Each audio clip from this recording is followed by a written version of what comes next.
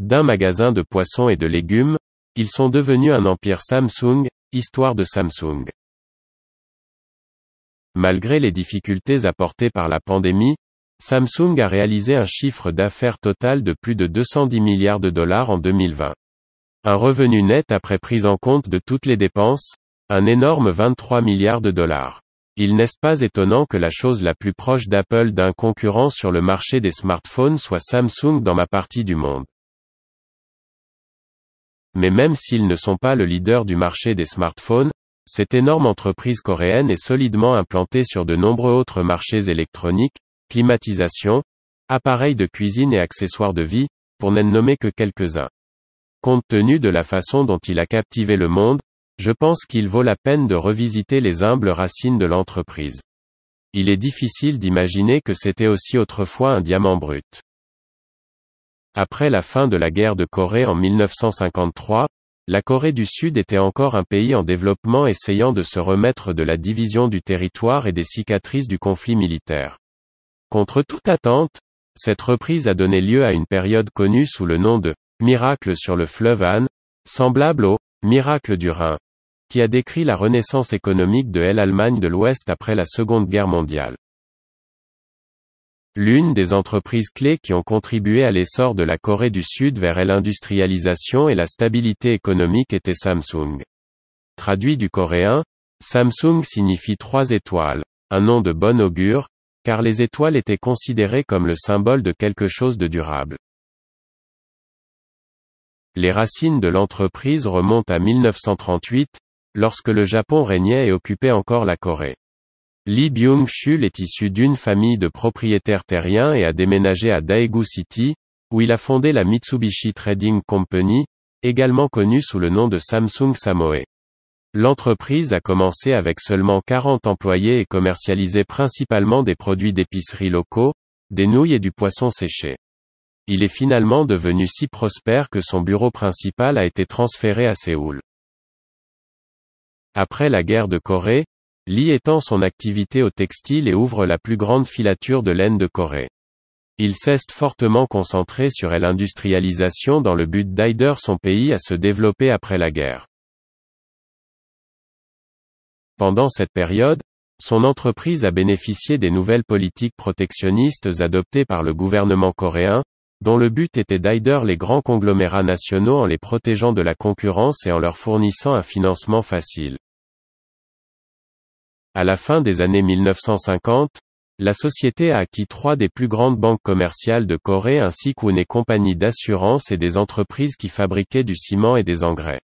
Samsung dans les années 1960 a acquis plus de compagnies d'assurance ainsi qu'une raffinerie de pétrole, une entreprise de nylon et un grand magasin. Au cours des années 1970, l'entreprise a étendu ses processus de fabrication de textiles pour couvrir toute la chaîne de production, des matières premières jusqu'au produit final, afin de mieux concurrencer dans l'industrie textile. De nouvelles filiales telles que Samsung Heavy Industries, Samsung Shipbuilding et Samsung Precision Company ont été créées. De plus, au cours de la même période, l'entreprise a commencé à investir dans les industries lourdes, chimiques et pétrochimiques, offrant à l'entreprise une voie de croissance prometteuse. Le régime du président sud-coréen Park Chung-hee dans les années 1960 et 1970 serait une aubaine pour Samsung. Park accorde une grande importance à l'industrialisation et concentre sa stratégie de développement économique sur une poignée de grands conglomérats nationaux, les protège de la concurrence et les aide financièrement. Samsung était l'une de ces entreprises. Park a interdit à plusieurs sociétés étrangères de vendre de l'électronique grand public en Corée du Sud afin de protéger Samsung de la concurrence étrangère et de développer un secteur de fabrication de produits électroniques qui en était à ses balbutiements. À la fin des années 1960, le groupe Samsung a lancé l'industrie électronique. Samsung est entré pour la première fois dans l'industrie électronique en 1969 avec plusieurs divisions axées sur l'électronique. Leurs premiers produits étaient des téléviseurs en noir et blanc. Au cours des années 1970, la société a commencé à exporter des produits électroniques pour la maison à l'étranger. À cette époque, Samsung était déjà un important fabricant en Corée et avait acquis une participation de 50% dans Korea Semiconductor. La fin des années 1970 et le début des années 80 ont vu l'expansion rapide des activités technologiques de Samsung. Des branches séparées pour les semi-conducteurs et l'électronique ont été créées et, en 1978, une division aérospatiale a été créée. Samsung Data Systems a été créé en 1985 pour répondre aux besoins croissants des entreprises en matière de développement de systèmes. Cela a aidé Samsung à devenir rapidement un leader des services informatiques. Samsung a également créé 2 instituts de recherche et développement qui ont élargi la gamme technologique de l'entreprise à l'électronique, aux semi-conducteurs, aux produits chimiques à haute teneur en polymère, aux outils de génie génétique, aux télécommunications, à l'aérospatiale et à la nanotechnologie. Lee Byung-chul est décédé en 1987 et a été remplacé par son fils Lee Kun-hee. Samsung a été divisé en 5 sociétés. L'électronique est restée sous la direction de Lee Kun-hee, et les 4 autres sociétés étaient dirigées par d'autres fils et filles de Lee Byung-chul. Lee Kun-hee a estimé que Samsung était devenu complaisant en raison de sa position dominante dans l'économie sud-coréenne et n'était pas préparé à la concurrence mondiale. Il a dit aux dirigeants de Samsung, « Changez tout sauf votre femme et vos enfants ».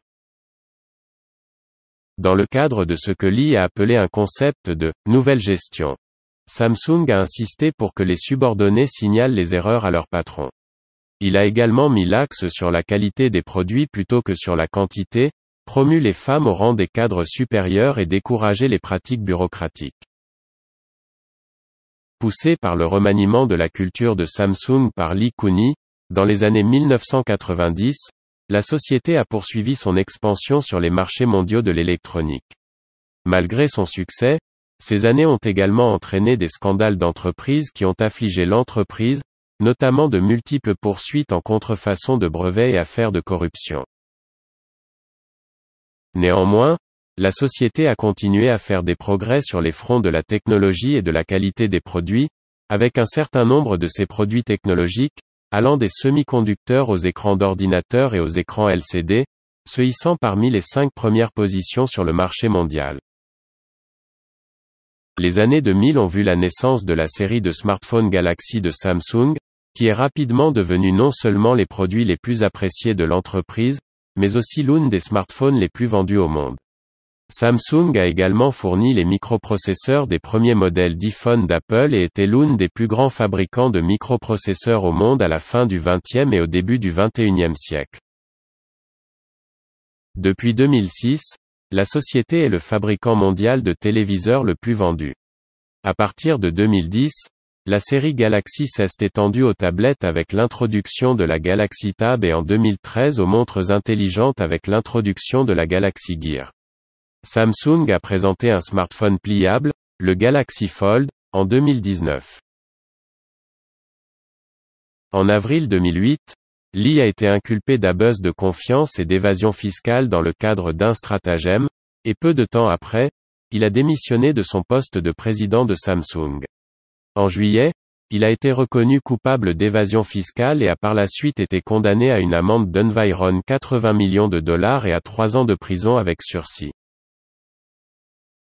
Lee a été gracié par le gouvernement sud-coréen en décembre 2009 afin qu'il puisse rester au Comité international olympique et diriger la candidature de la Corée du Sud aux Jeux olympiques d'hiver de 2018 à Pyeongchang. En mars 2010, les dirigeants du groupe Samsung ont nommé Lee Kun-hee à la tête de Samsung Electronics, la plus grande division du conglomérat. Plus tard cette année-là, il est revenu en tant que président du groupe Samsung. Cependant, en 2014, il a subi une crise cardiaque qui l'a laissé incapable jusqu'à sa mort en 2020. Bien que Lee ait conservé ses postes, son fils, Lee Jae-yong, est devenu le leader de facto du groupe Samsung. Lee Jae-yong a été condamné à la prison en 2017 pour avoir soudoyé l'ancien président Park Geun-hye. Il a purgé 1 an et a été libéré en 2018 lorsque sa peine a été suspendue. Cette suspension a été annulée et il a de nouveau été emprisonné, de janvier à août 2021, date de sa libération conditionnelle. Pendant la détention de Lee, Samsung était dirigé par 2, puis 3, co-directeurs généraux. Lee a également été inculpé en 2020 pour des crimes financiers résultant de la fusion en 2015 de 2 filiales de Samsung. Le gouvernement a allégué que les valeurs des 2 filiales avaient été manipulées pour cimenter le contrôle global de Lee sur Samsung après avoir pris la direction. Parce que l'entreprise est si grande et puissante, ils ont été accusés d'avoir mis en faillite d'autres entreprises, ou pire, de faire en sorte que les autres entreprises n'aient aucune chance au départ. Ils sont également très bien le leader des composants électroniques que d'autres entreprises utilisent pour fabriquer des produits, et en tant que tels, peuvent contrôler la valeur marchande et gonfler les prix à volonté. C'est pourquoi le gouvernement est intervenu et a tenté de limiter quelque peu le pouvoir et la portée de l'énorme conglomérat. Cependant, il est important de noter que l'entreprise est responsable d'au moins 1/5 des exportations du pays. En conséquence, ils sont en position de pouvoir en raison de l'argent qu'ils fournissent au gouvernement.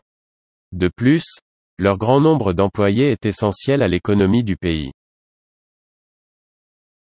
L'entreprise existe depuis un certain temps, et bien qu'il y ait eu une certaine controverse sur sa force et son pouvoir en Corée du Sud, il est indéniable qu'elle profite grandement à l'économie en fournissant des emplois, en exportant leurs services et en faisant des choses plus petites.